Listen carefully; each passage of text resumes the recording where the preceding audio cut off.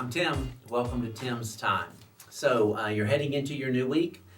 Uh, Last week we started talking about just some kind of off the cuff, off the top of my head lessons that I've learned through this whole COVID-19 thing, recognizing that we're not through it completely. And there are more lessons to be learned, but we began by talking about the importance of touch. And so this week and next week, I'm going to kind of connect to lessons, and they're going to seem like they are absolutely positively on the other end of the extreme from each other, or on different poles, so to speak. But I don't think so. I think they're vitally connected. And so I want to begin by telling you that the first lesson that I've learned of these two from the COVID or coronavirus experience is just how futile our plans can be. I'm holding here, fiddling with these papers, just a copy of my famous, in ministry circles, color-coded schedule, a block schedule. I actually first got that idea years ago from Robert Morgan's book, Mastering Life Before It's Too Late. Now, not that you need to know this, but that's the book that my small group Sunday school class is working through now.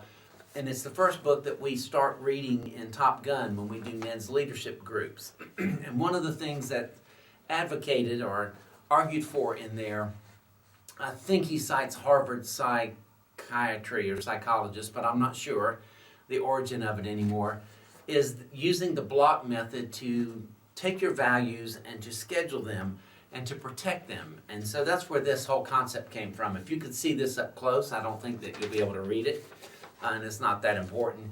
You will recognize that for the most part, the majority of my morning is in red time. It is spent in prayer and preparation and study and things that are internal for me and in the Word of God. And so unless there's an emergency, I have a wonderful ministry staff, and I have Renee Anderson, who's my ministry assistant. She doesn't interrupt me during D&D time or red time unless it's vitally important.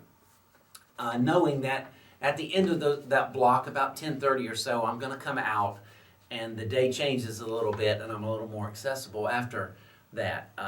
By the way, some of you have found that out through the years. You've come by as you're on your walk at 8:30 or 8:45 or 9 o'clock, just wanting to chat, and my door's been closed. Okay, having said that, I am a planner by nature. I schedule my pulpit plan in 6-month increments, if not annual increments. I do retreats where I get away for 2 or 3 days, and I open up the Bible, and I spend time in prayer, seeking the Lord, trying to figure out what I think He wants me to glean from His Word and pour into our congregation and those who hear me preach. I like planning the calendar out. I like scheduling things. My problem through the years has never been planning. It's always been implementing. But I'm a believer in planning. I'm going to speak more to that next week. Having said all of that, coronavirus has taught me the absolute limits of human planning, because something can come in to shut everything down and change everything. That's just the way life works. All of a sudden, my fellowship that I had planned for our opening day of baseball is useless. Masters tickets gone.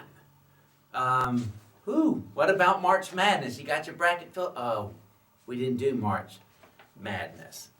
Now that's just in the sporting world of which I frequent sometimes. What about budgets? What about your finances? What about jobs? What about restaurant and eating out planning? Just life all of a sudden gets in the way of your vision. And in the corona world, it got in the way of our vision in a big time, and everything absolutely, positively changed.